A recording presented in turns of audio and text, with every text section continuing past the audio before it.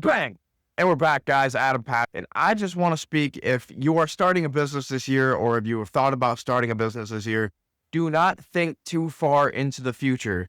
From my experience and in what I did in my own life when I thought about starting businesses in the past, I always thought about a million or it's nothing.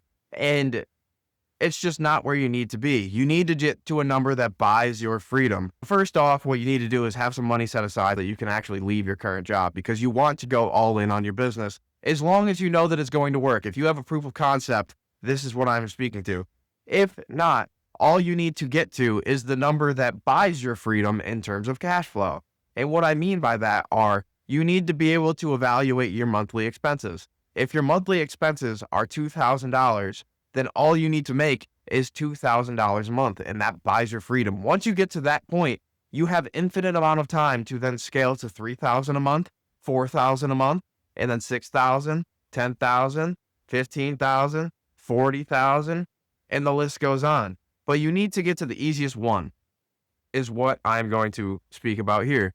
And why do I bring this up is because the first number is always daunting. And it's not because getting to one is super difficult. It's because people think about it in terms of, I need to get to 100. And then all of a sudden, getting to one makes it seem like you're already fighting to get to 100. You just need to get to one.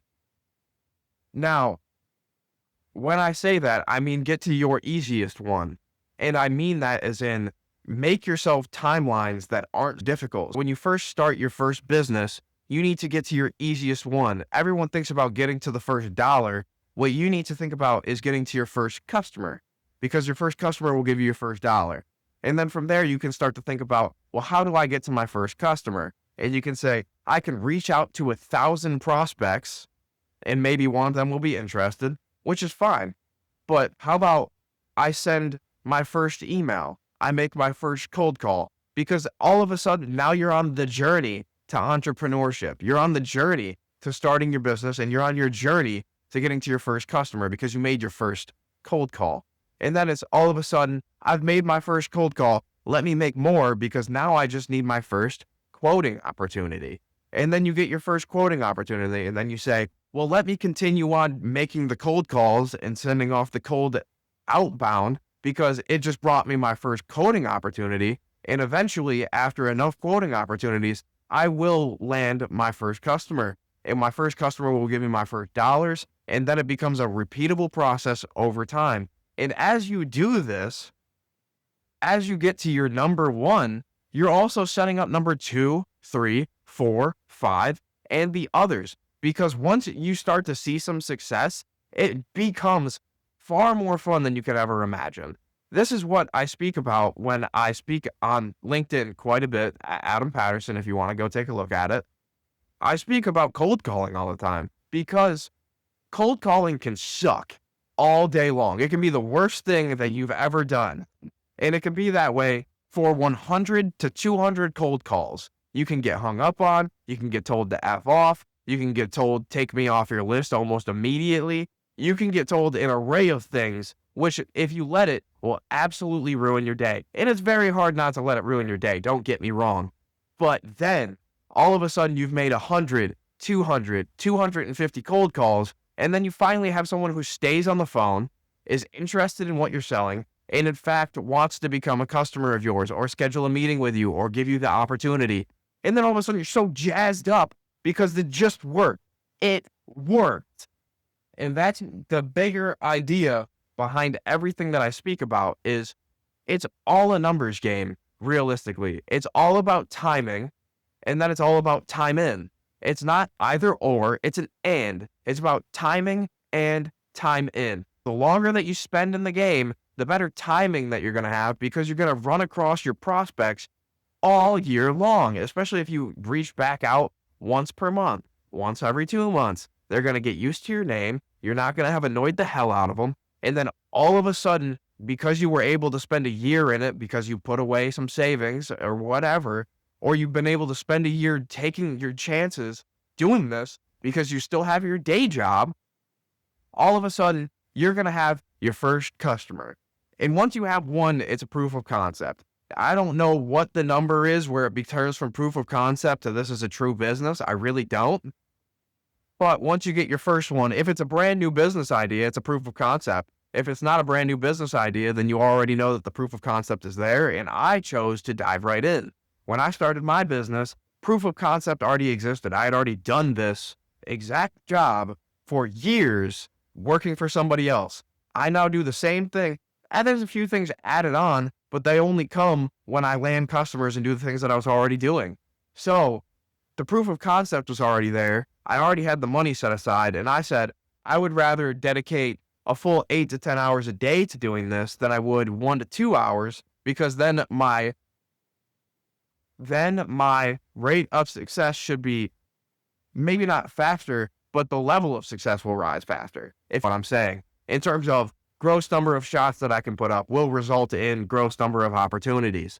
In terms of percentage of shots to percentages of opportunities, I would rather look at it at a gross number basis than I would at a percentage of number basis, especially in the onset or on the onstart or the startup, when I'm just looking to get my feet wet and make sure that I can actually cash flow. And once you get to those things, you start to have just an infinite amount of time. I will never have to return to a place of business again, as long as I will never have to return to a place of business again that I do not own. And that is the most beautiful thing in the world, because right now, as you can see from that clock right there, it is 4:06 p.m. I am recording this video for you guys, and then I'm heading to the gym to go do shoulders and arms, and there is no one who can tell me that I cannot do it. My work has already been finished for the day in terms of things that I actually have to report out on, and it's just the things that I report to myself on, which I have been doing, which are also now done. And if you're looking to start your own business, I would say don't do it for a title, don't do it for the money, because those things, they come and go, and they dwindle and everything. I would say do it for the freedom, because this life is just so much fun. Today, I have sat down, I made cold calls and sent out cold emails in the morning. I then was finished right around 11:30, 12 o'clock. I went into the kitchen. I made myself a big breakfast lunch because I only eat pretty much twice a day.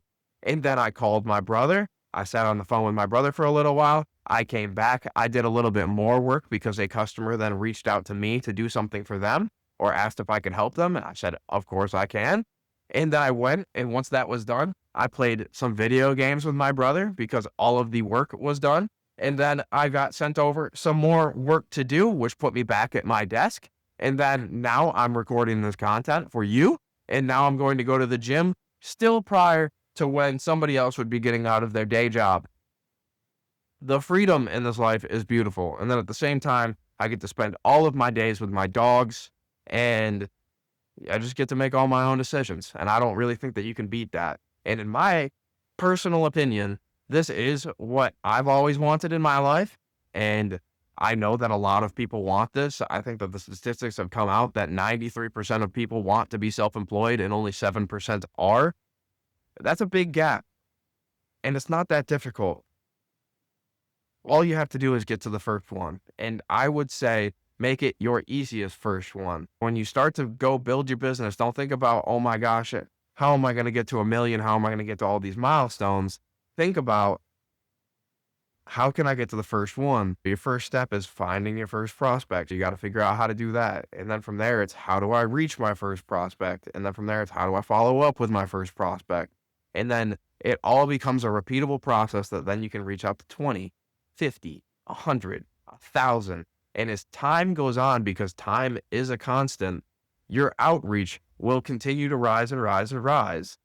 At nearly this level, if you do it pretty consistently, you might taper off when you hit a plateau where you get burnt out or what have you, and then it'll go back up because you'll get re-energized at some point. But over time, your outreach to potential customers will continue to rise. And with that, just by the law of numbers, your customer count, as long as you can deliver on service and your deliverables, your customer count will continue to rise because enough people will have been reached out to, know your name. You've marketed to them now. You've given them the supply of your services, and demand will follow as long as you're pretty good about it.